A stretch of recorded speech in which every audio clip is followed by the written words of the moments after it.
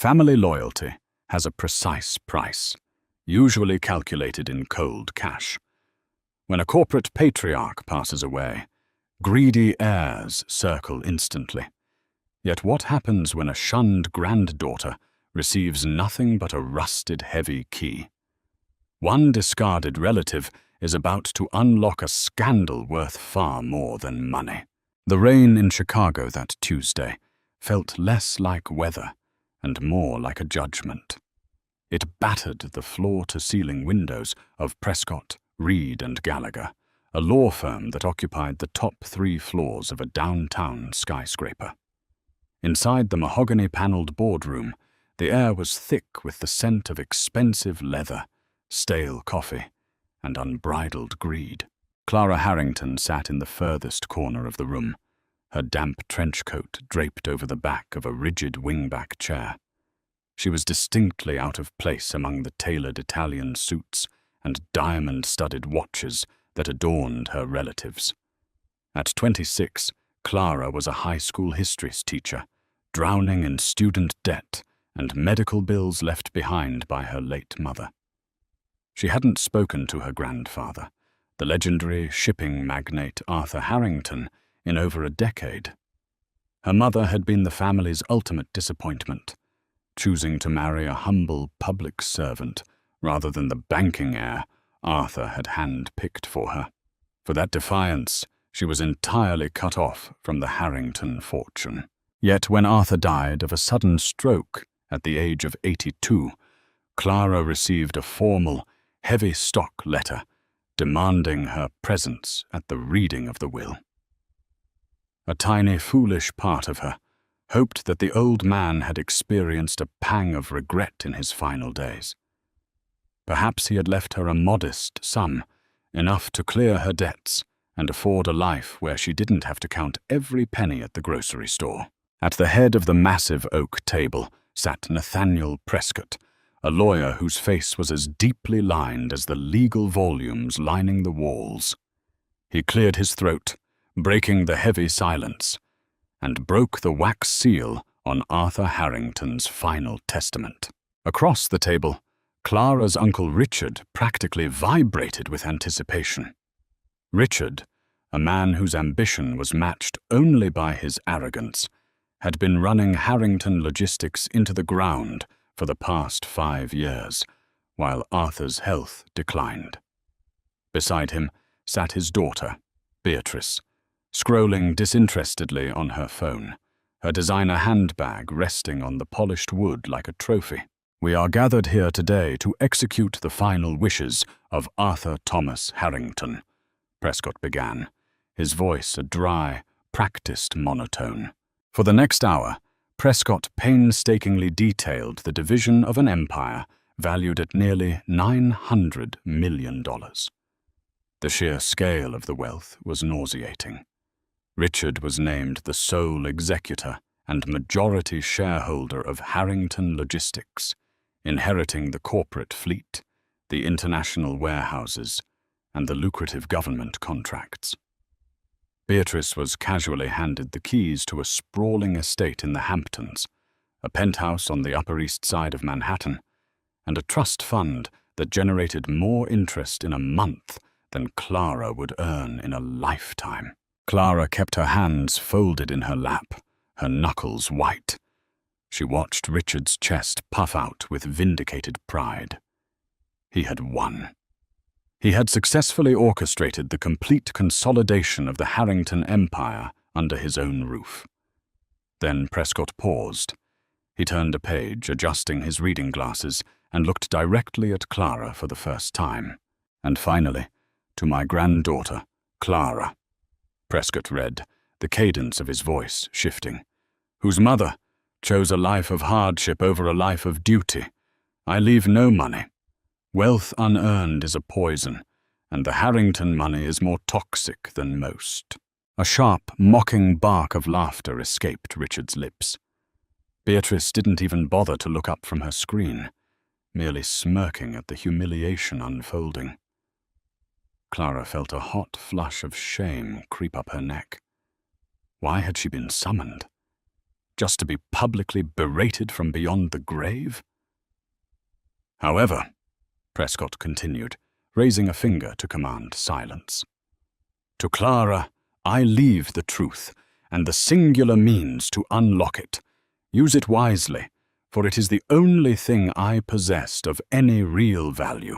Prescott reached into his leather briefcase and retrieved a small, scuffed mahogany box. He slid it across the long expanse of the table. It came to a halt inches from Clara's hands. The room went dead silent. Even Beatrice put her phone face down. Richard's brow furrowed, his eyes darting between the box and the lawyer. What is that, Nathaniel? There was no mention of physical assets outside the corporate trust. This is exactly as Arthur stipulated, Richard. A personal effect, exempted from the financial estate, Prescott replied coolly. With trembling fingers, Clara unlatched the brass hook on the box and lifted the lid. Resting on a bed of faded velvet was a key. It wasn't a standard, modern house key. It was heavy, forged of dark iron and brass, with complex, jagged teeth and a wide bow. It looked like it belonged to a medieval fortress or a bank vault from a bygone century. Beneath the key lay a small, folded piece of parchment. Clara picked up the key. It was shockingly cold to the touch. She unfolded the note. In her grandfather's distinct, sprawling handwriting, there was only one sentence. What Richard builds his future upon is buried in the past. Let me see that, Richard demanded, standing up and reaching across the table. Clara's instincts flared. She quickly folded the note, slipping it and the key into her coat pocket, and stood. It's a personal effect, Uncle Richard. The will made that clear. Richard scoffed, though a flicker of genuine unease crossed his face. It's probably the key to his old garden shed. The old man was losing his mind at the end. Don't think for a second this means you have any claim to my company, Clara. I don't want your company, Clara said softly, her voice remarkably steady despite the adrenaline coursing through her veins. Congratulations on your inheritance, Richard. Without another word, Clara turned and walked out of the boardroom, leaving the oppressive atmosphere of wealth and entitlement behind her. As she stepped back out into the freezing Chicago rain, she reached into her pocket, her fingers tracing the jagged edges of the iron key. She had been given nothing, and yet she felt the undeniable weight of a secret pressing against her palm. Clara's apartment was a tiny, drafty studio in the Logan Square neighborhood. The radiator hissed a weak, rhythmic protest against the evening chill as she dropped her keys onto the counter and turned on the single overhead light. Sitting at her cramped kitchen table, she placed the heavy iron key in front of her. Beside it, she smoothed out the cryptic note. What Richard builds his future upon is buried in the past. What was Richard building his future upon? Harrington Logistics was already a behemoth, but recent news articles had highlighted Richard's aggressive pivot toward real estate development. He had launched a new subsidiary, Harrington Horizons, and was buying up swaths of industrial land across the Midwest to build luxury waterfront condominiums. Clara picked up the key and examined it under the harsh glow of her desk lamp. It was severely tarnished, coated in decades of grime. She retrieved an old toothbrush and some baking soda from her kitchen and spent the next 20 minutes meticulously scrubbing the metal. As the grime washed away, faint engravings began to emerge on the brass bow of the key. GHSEC. Vault 402, 1978. It was a vault key, but not for any commercial bank Clara had ever heard of. The next morning, Clara took a personal day from school. Her first stop was a prominent commercial bank downtown, hoping a teller might recognize the format. The branch manager took one look at the heavy iron implement, and shook his head. "This isn't bank-issued, miss. It's too large, too antiquated. The teeth are hand-cut, not machine-milled. You might want to try a private security firm or an antique appraiser." Clara spent the afternoon visiting locksmiths across the city, hitting dead end after dead end. Finally, an elderly clockmaker in the West Loop squinted at the key through a jeweler's loop and gave her a lead. "GHSEC, the old man muttered, scratching his chin. "That stands for Garrison Holdings Security. They were a boutique, unregulated private vault company operating out of Chicago back in the 70s and 80s, catered exclusively to the ultra-rich, people who wanted to store things away from the prying eyes of the IRS and the federal government." Clara's heart hammered against her ribs. "Do you know where they are located?" The clockmaker chuckled humorlessly. "Nowhere.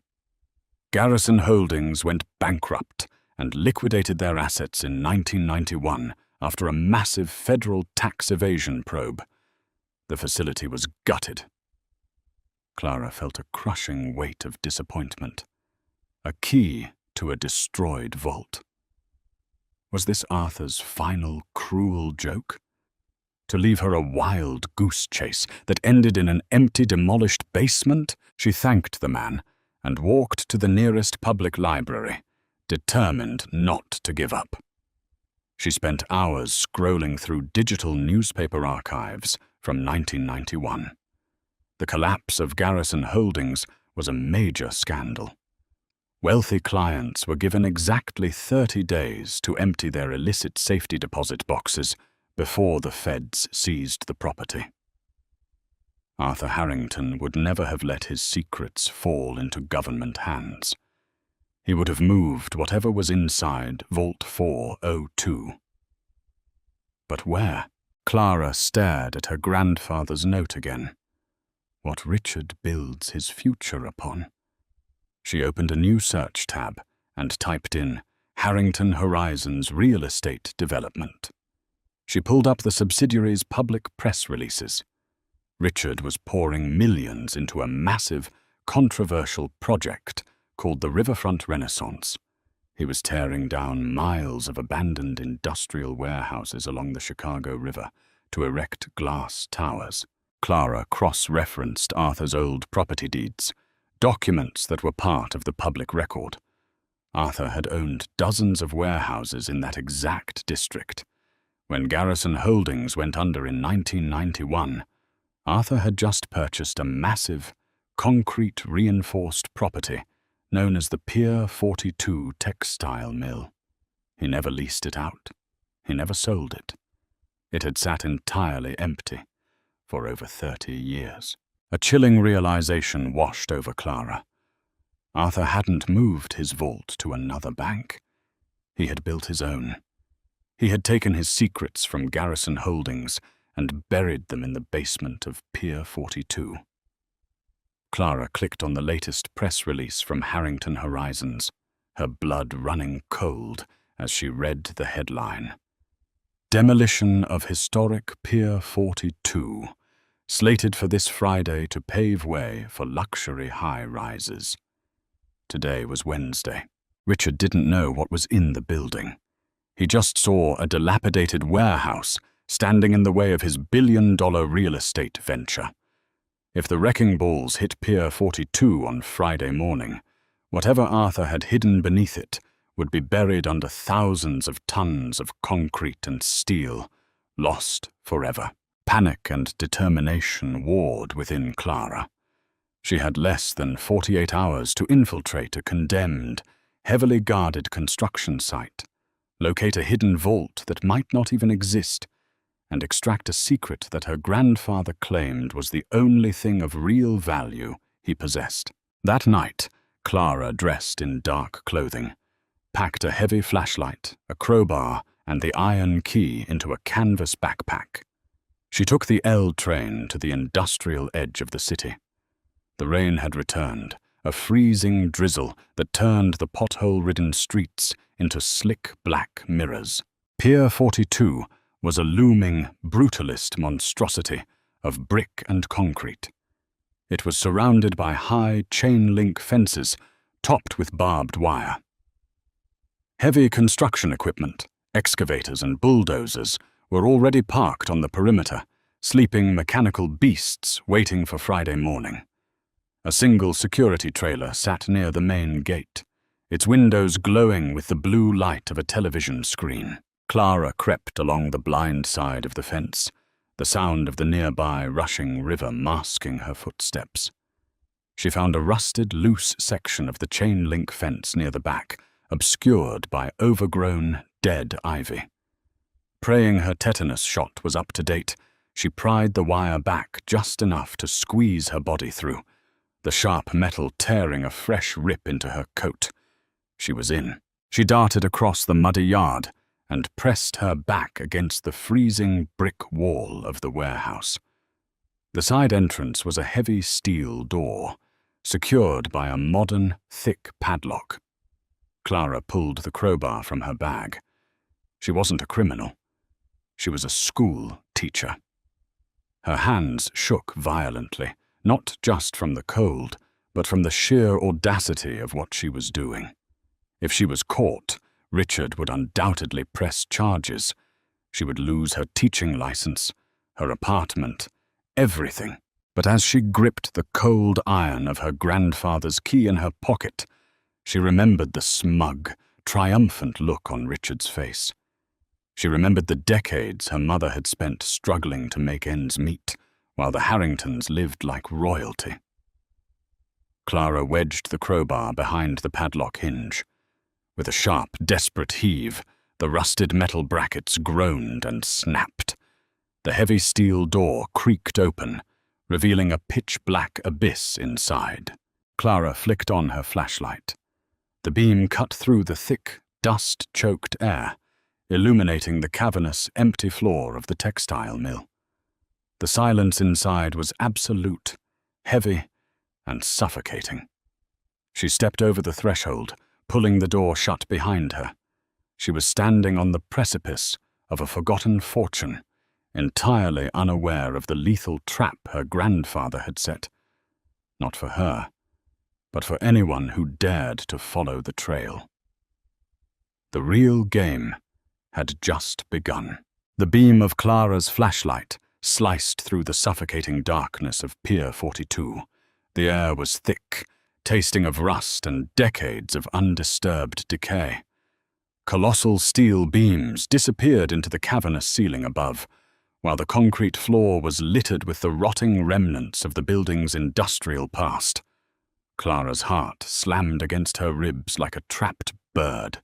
She had exactly 36 hours before the wrecking balls would turn this monument of silence into dust. She swept the light methodically across the ground floor. There were no obvious bank vaults or reinforced doors.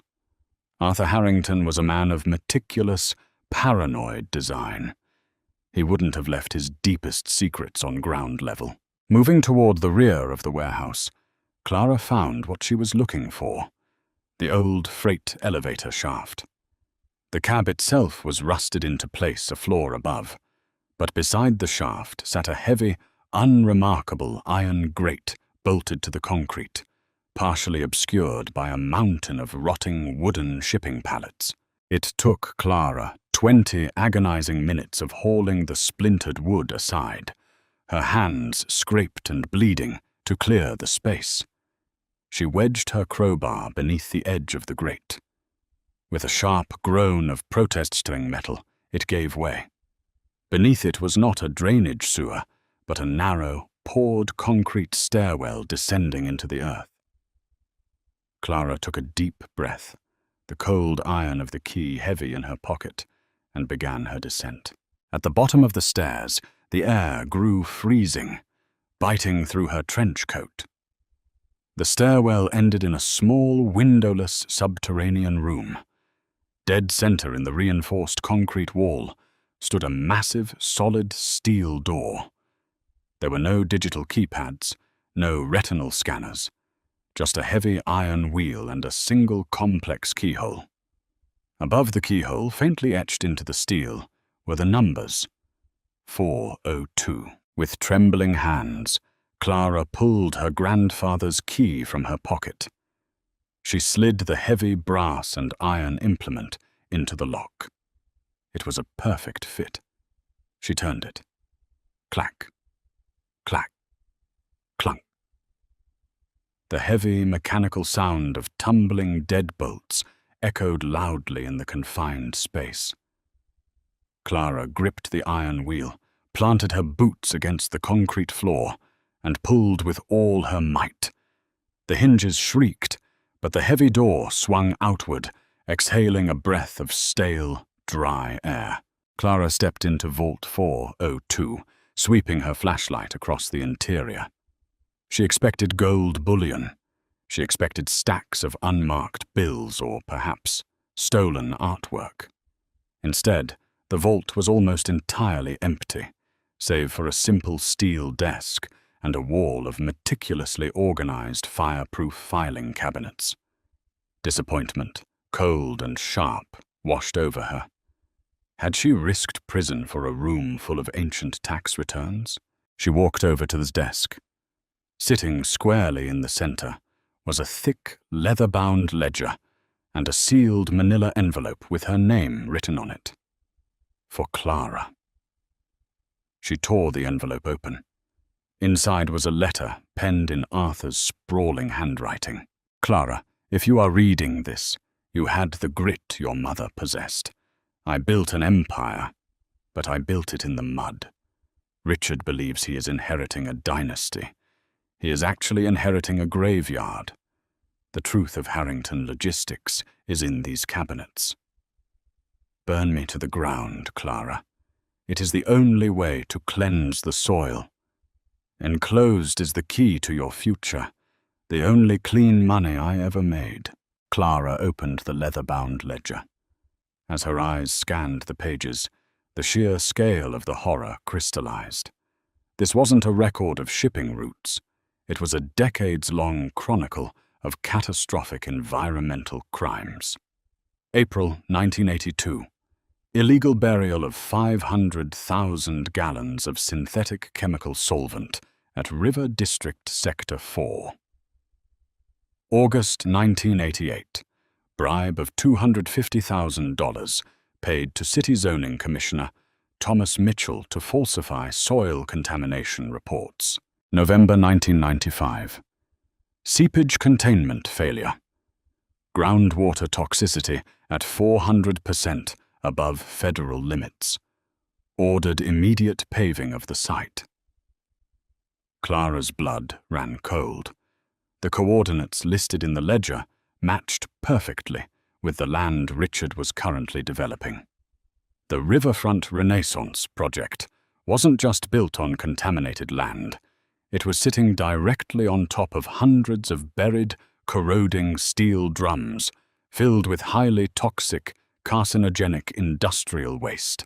If Richard's demolition crews brought their heavy excavators in on Friday morning and began digging the deep foundations for his luxury high-rises, they would rupture the drums. Millions of gallons of lethal chemicals would flood directly into the Chicago River, creating an unprecedented ecological disaster and poisoning the city's watershed. What Richard builds his future upon is buried in the past. Arthur hadn't left her a treasure. He had left her a detonator. Suddenly, a heavy thud echoed from the warehouse floor above. Clara froze. The beam of her flashlight caught the dust dancing in the air. "Check the perimeter," a gruff voice echoed down the concrete stairwell. "Fence is compromised at the east wall. Briggs, get down into the sublevels. The old man said nobody comes in or out of here before Friday." Richard's private security. He didn't know what was in the warehouse, but he wasn't taking chances. Panic seized Clara's chest. She had to leave, now. She shoved the ledger, the letter, and the manila envelope into her backpack. She slammed the heavy steel door of Vault 402 shut, not bothering to lock it, and bolted toward the back of the subterranean room. There was a heavy utility door marked Emergency egress. She threw her weight against the panic bar. It burst open, revealing a rusted corrugated drainage pipe that sloped downward toward the river. "Hey, stop right there!" a voice barked from the stairwell. A high-powered tactical beam blinded her. Clara didn't hesitate. She threw herself into the drainage pipe, sliding down the slick, algae-covered metal in absolute darkness. The pipe spat her out into the freezing, muddy banks of the Chicago River, just as a gunshot rang out, the bullet ricocheting off the concrete above her head. Scrambling through the freezing mud, Clara disappeared into the dense, overgrown brush of the riverbank, her backpack clutched tightly to her chest. She had the evidence. Now she needed a war room. Thursday morning broke with a pale, unforgiving light. Clara hadn't slept. She sat at her kitchen table, a pot of black coffee drained, staring at the empire-ending documents spread before her. She knew going to the local police was a risk. Richard owned half the municipal officials in the city. She needed federal intervention, and she needed public outrage to ensure it couldn't be swept under the rug. At 8 a.m., she made 2 phone calls.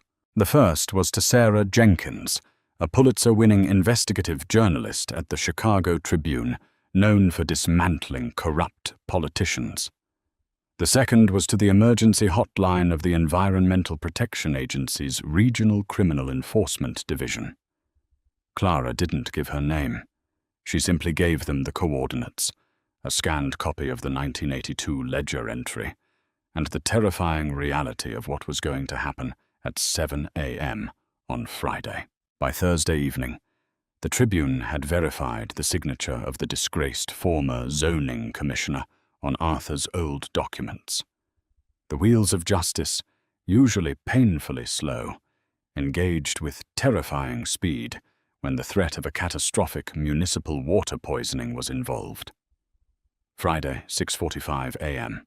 A crowd of local news crews and wealthy investors were gathered at the edge of the Pier 42 lot. Richard Harrington, wearing a tailored cashmere overcoat and a gleaming hard hat, stood at a podium adorned with the Harrington Horizons logo.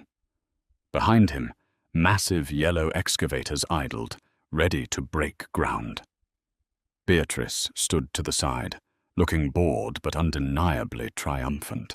"Today we don't just demolish an old warehouse," Richard boomed into the microphone, flashing a charismatic smile at the cameras. "We demolish the past to build a brighter, cleaner future for this city." Clara stood at the very back of the crowd, the collar of her trench coat pulled up against the wind. Richard raised a ceremonial silver shovel. "Let the Renaissance begin."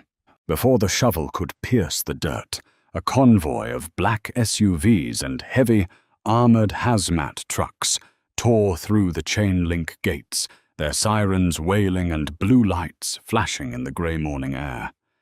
The crowd gasped and scattered. Richard dropped the shovel, his arrogant smile dissolving into utter confusion as federal agents swarmed the podium. A senior EPA official, flanked by armed FBI agents, stepped up to Richard. "Richard Harrington, order your crews to shut down their machines immediately. This entire site is being seized under federal emergency environmental mandates."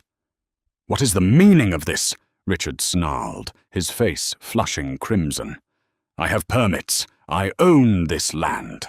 "Your permits are based on fraudulent soil reports, Mr. Harrington," the agent replied, holding up a federal warrant.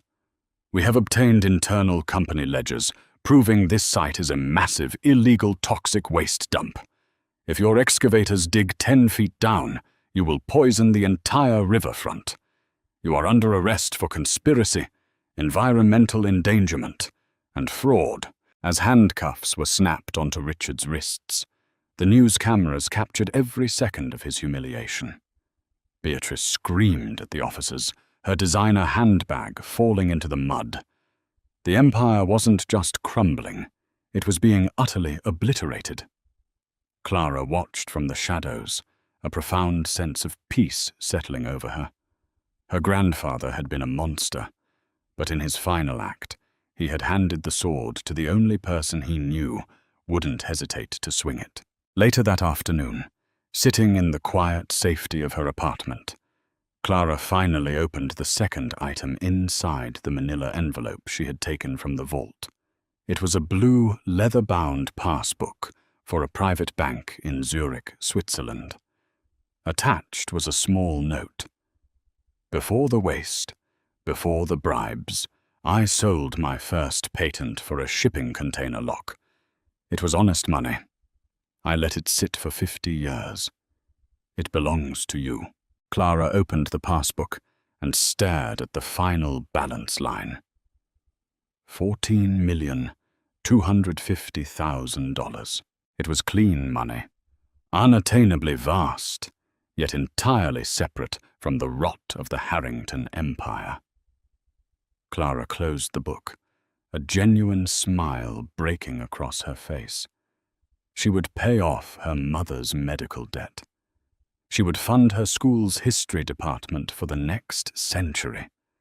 She had been written out of the will, discarded as worthless by a family obsessed with power. Yet, she was the only one walking away with the real fortune, leaving the rest of them buried under the toxic ruins of their own greed. What would you do if your family left you nothing but a rusted key and a dangerous secret? Clara's story proves that sometimes the greatest inheritance isn't money. It's the power to expose the truth and rewrite your own destiny. If this story of betrayal, hidden vaults, and ultimate justice kept you on the edge of your seat, hit that like button. Share this video with someone who loves a brilliant plot twist, and don't forget to subscribe for more incredible real-life dramas.